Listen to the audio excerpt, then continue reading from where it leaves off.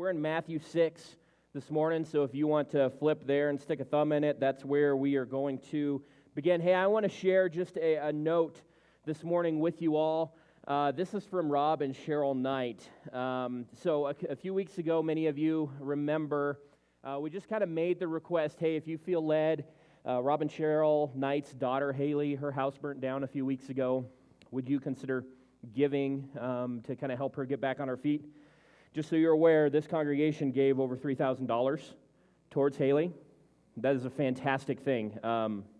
It's just truly awesome. So this is a note just from Rob and Cheryl. It says, Dear North Christian Church, we would like to express our sincere appreciation for this congregation's selfless and extravagant giving to our daughter, Haley. Your generous gifts enabled her to purchase many household items that were lost in the fire. We love that you poured out truly. The love that you poured out truly represents the heart of this family. Thank you so much, Rob and Cheryl Knight. And so if you see them, just, encourage them as they're working through this as a family, kind of dealing with what all has come their way in the last few weeks. But interestingly enough, this ties into what we're talking about today.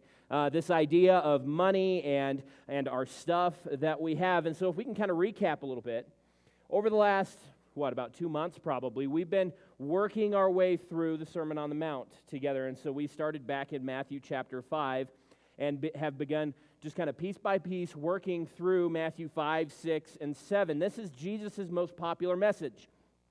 It is well quoted. It is well known. It is represented well. And this is where we really see, Jesus pull out some kingdom attributes, some kingdom characteristics for us as believers. And so in this message, we dove into the Beatitudes in Matthew chapter 5. This is the, blessed are you when, you're meek, or when you mourn, or when you're persecuted and on. This is where we get into the salt and light illustration. This is where we get the comparisons of, adultery and murder and revenge and leading with love and so on. This is where we are warned how to do things like pray and how to do things like give to those who need it.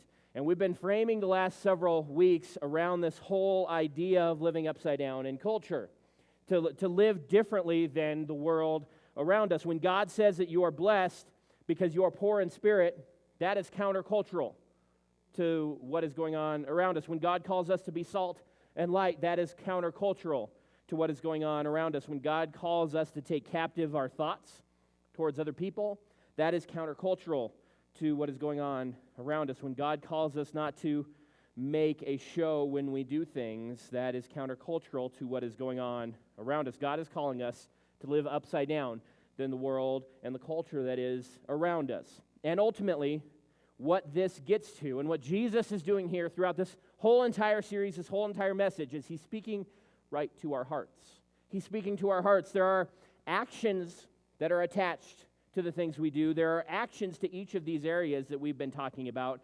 But Jesus is not just saying, change your actions. Jesus is not just trying to get behavior modification out of us. Jesus is trying to transform our hearts. He wants to transform our hearts. And so when Jesus talks about being salt and light, it's about the condition of our hearts towards a very dark and dying world that's around us. And when Jesus talks about leading with love in our relationships around us, that's an overflow of where our hearts are at. And when Jesus calls us not to even think lustfully about another person, that's just not stopping an action in our lives. It's about the desire that comes from our hearts. And so I say all that this morning to say this: as we dive into this next section, verses 19 through 24 of chapter 6, there is a physical side to this conversation. There is a kind of tangible side to this conversation, but ultimately Jesus wants our hearts. Jesus is after our hearts. Jesus is dealing with our hearts.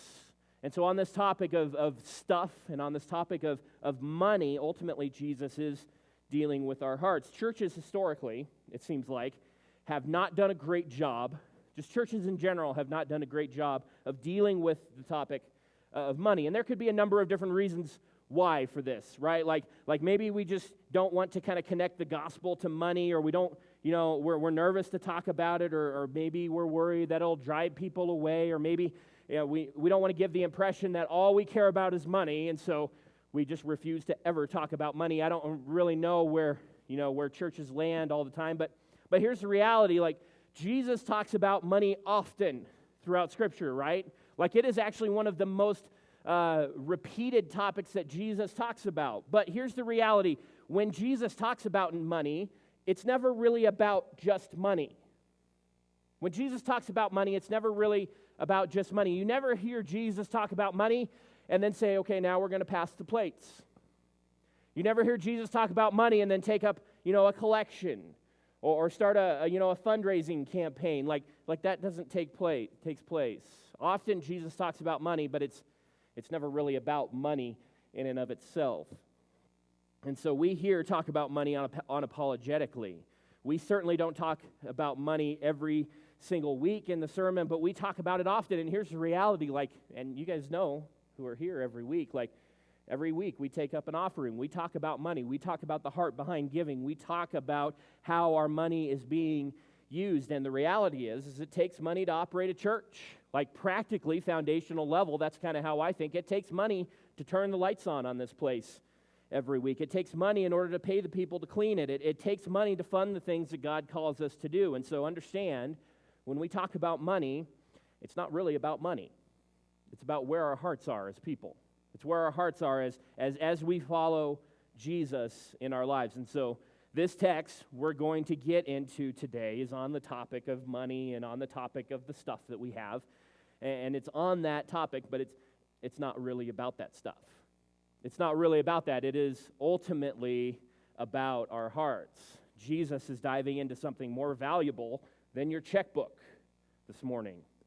How we spend our money, how we view our wealth, how we view our money, how we view the stuff that we have in life is a good indicator of where our heart is.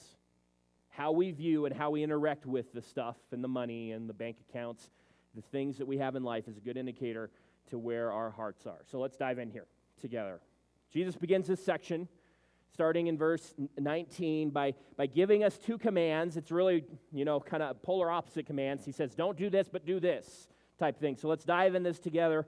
The first command is found in verse 19. Let's read this together. Jesus says this, don't collect for yourselves treasures on earth, where moth and rust destroy and where thieves break in and steal. Let's just pause here and let's dive into this for a little bit. Jesus says this, the goal of your life should not be to store up for yourself stuff. The goal of your life should not be to build up a big pile of stuff. Be careful about putting your hope and your purpose and your identity in the stuff you gather here on earth. And Jesus makes a pretty practical, pretty foundational argument here. It's not overly spiritual, but the argument that Jesus makes here is this. If this is your goal, if your goal is to build up a big pile of stuff, a big bank account, here's the reality.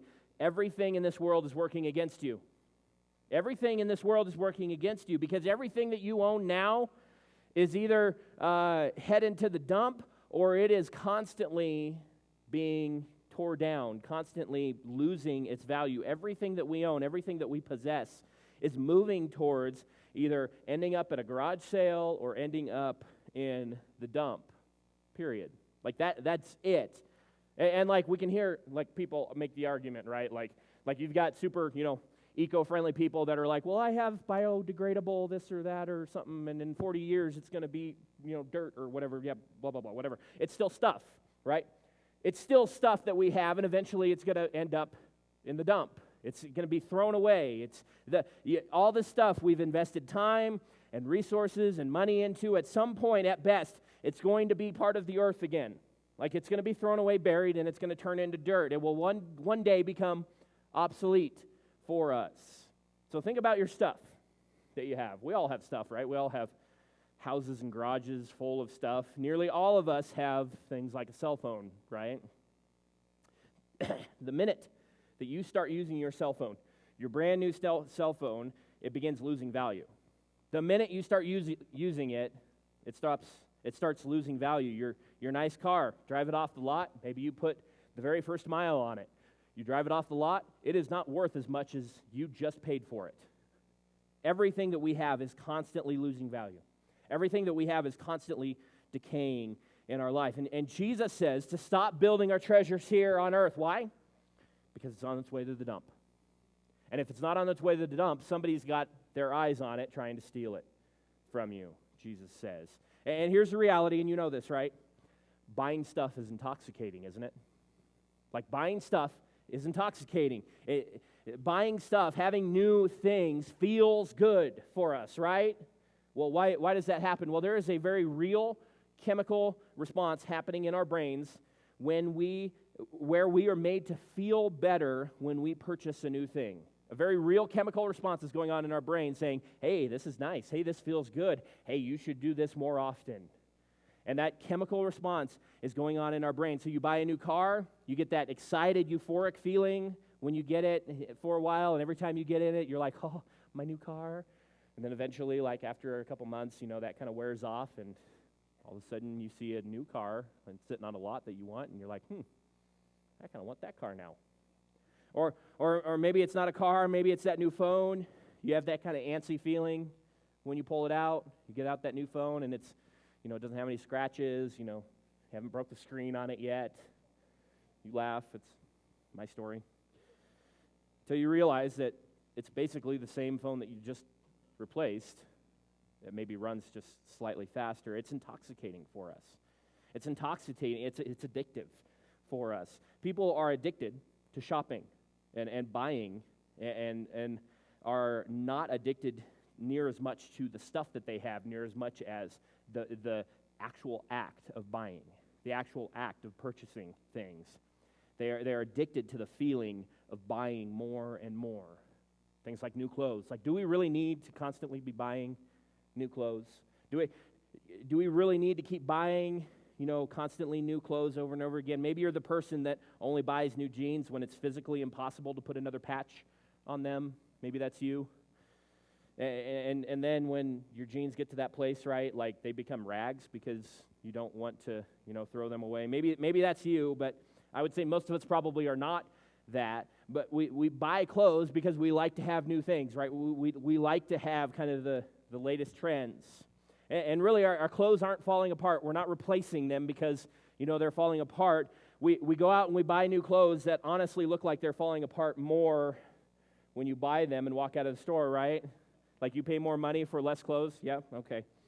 It's a kid thing, like you buy clothes that have rips in it. I don't know if, yeah, okay, we'll move on. It's fine. New cell phone, like this one ought to resonate with all of us, right? Anyone get a new cell phone in the last couple of years? Probably everybody who has a cell phone, right? You got a cell phone in the last couple of years. Did you get that phone because your Motorola StarTAC from the 90s finally died? No, probably not, huh? You didn't get that phone because your bag phone that you were carrying around for so long finally just no longer worked, right? You got that phone because you upgraded, right? Because Siri worked better. Because the battery lasts a little bit longer. Because it was supposedly a little bit faster than the phone that you had previously. We live in a culture here that is convinced that we should constantly need more in our lives. We live in a culture that is constantly telling us we need the next best thing. We need the next newest thing. We need the next trendiest thing in our lives. And we say that if we can just get a little bit more, we convince ourselves. If we can just get a little bit more, if we can just have a little bit more money, if we can just get a couple more little things, then I will be content then, right? I will be content if I just get a little bit more. But here's the reality. That's a giant lie.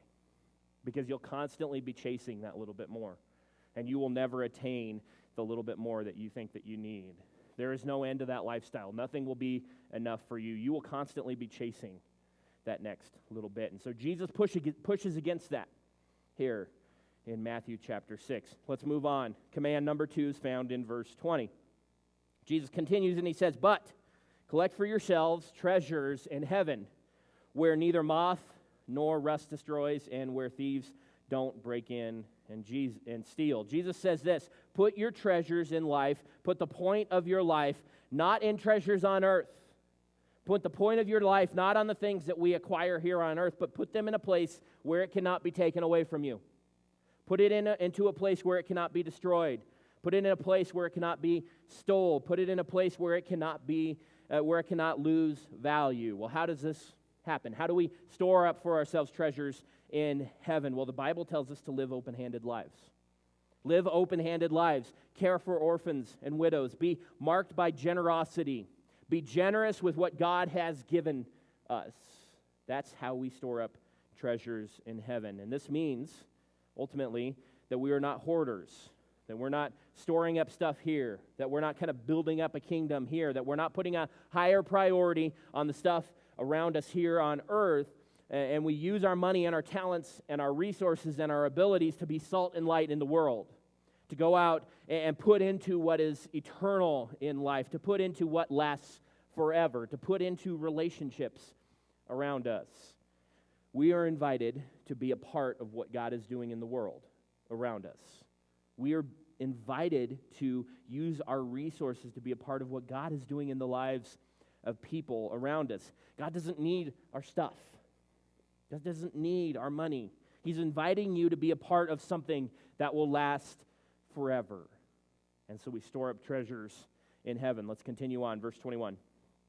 For where your treasure is, there your heart will be also. Want to know why this message isn't really about money? Because of this verse. It's not really about money because of this verse. It says it, wherever your treasure is, wherever your purpose is, wherever your priority is in life, wherever your identity is found, that is where your heart is. And it's an overflow of what's going on in your heart. Jesus wants to deal with our hearts. Jesus wants to pursue your heart. And so hear me this morning, like Jesus is not against wealth. Jesus is not against money. He's not against nice cars. He's not against, large chunks of land. He's not against nice houses. He's not against, tech or clothes or anything like that. None of that is sinful.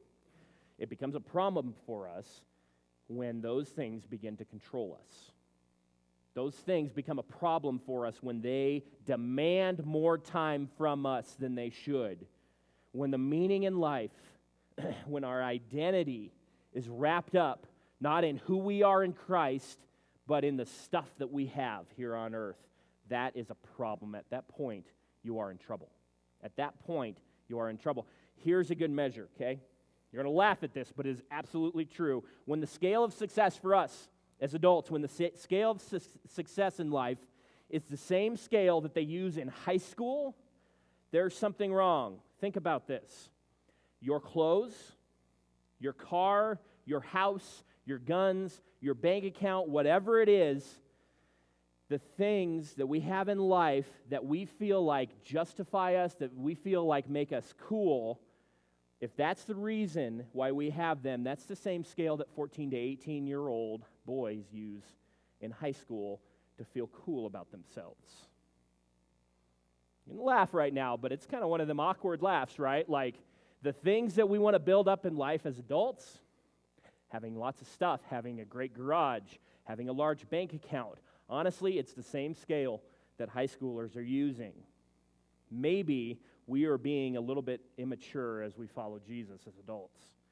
And honestly, it's a little pathetic that we store up all of this stuff, that we try and gain all of these things in order to have other people see us as cool, see us as rich. For where your treasure is, Jesus says, there your heart will be also. That's where your thoughts will be. That's where your affections will be. That's where your mind will be. That's where your purpose will be. That's where your God will be. That's where your heart is. Whatever is uppermost in your affection and attention will shape every aspect of your life. Whatever is uppermost in your attention and your affection will shape every aspect of your life. This then is your God. This is your idol that you have placed willingly before the Lord. Because if how people perceive you, if how people look at you, if how people think about you is most important to you, then you do everything you can to hold on to that position in their eyes.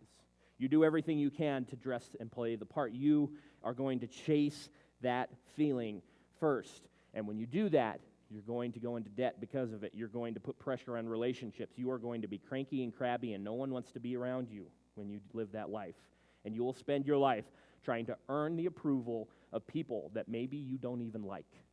But you crave their attention. You crave their approval. But if we put our eyes and our heart on things that are above, and we get our treasure in the right place so that our heart and our thoughts and our attitudes and our desires are molded by God and not by something that's here in the dump, that is what Jesus desires for us. He continues on, verse 22. It says this, the eye is the lamp of the body. If your eye is good, your whole body will be full of light. But if your eye is bad, your whole body will be full of darkness. So if the light within you is darkness, how deep is that darkness? Let me break this down as simply as possible for us, because there's a lot of kind of back and forth here. If you think you are right, if you think you are living right, but you are actually wrong, uh-oh for you. Uh-oh for you. Since where your treasure is, that's where your heart is also, Jesus is saying. You should be mindful, and you should be really dialed in to where your values are and what is most important for you in life.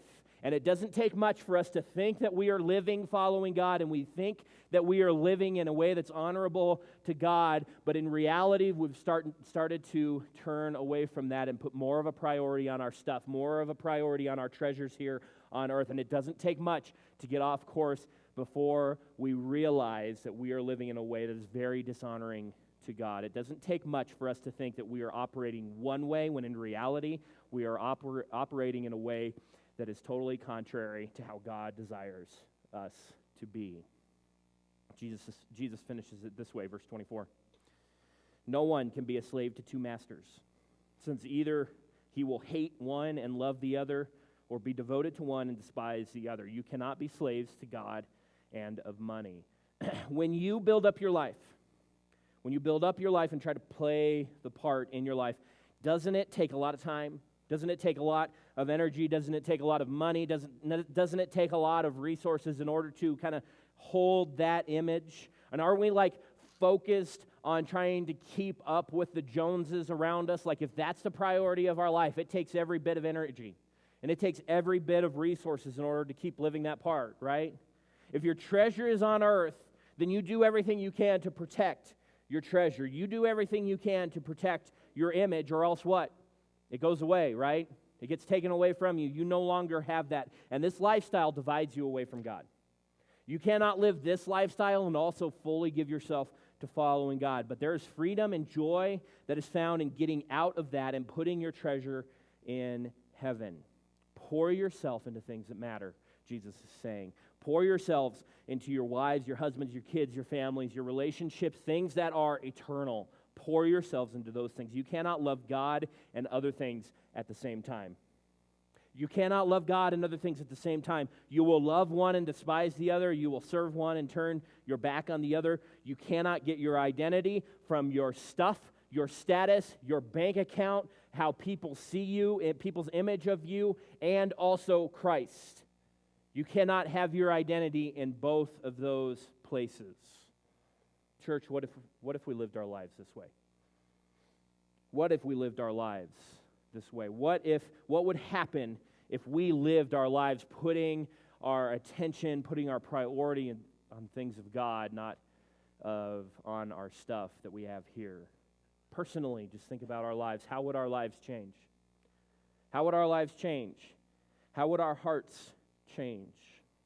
How would our relationships change? If we took the priority off ourselves, took our priority off of making a ton of money, if we took our priority off of gaining the world, took our priority off of building our status, took our priority off of playing the part, how would our lives change because of that? Christ is revealed to the world around us by the lives that we live. Jesus is calling us to take the priority off our own stuff and put it back on Christ. This is what we're called to do as believers. What if we were marked by the richness, not by the richness of our personal lives, What if we were marked not by the richness of our personal lives, but the generosity of our lives? What if we were marked by how generous we were? What if we were marked by our open-handedness? What if we were marked by how we lived this out? What if we looked at everything we had? What if we looked at our money and our resources and our ability and our possessions and our houses and our cars and our tools and everything that we have? What if we looked at these things, not as possessions that I acquired for myself, for my own personal use, but as a way to minister to people around me, as a way to point people towards Jesus, as a way to help those who are in need, as a way to point others towards Jesus. What if we lived our lives like this? What I know for certain is that our lives would change. Our hearts would change, and ultimately, that is what Jesus desires for each one of us. Let's pray. Father, I'm thankful for this church. I'm thankful for the generosity that this church has shown over and over and over again.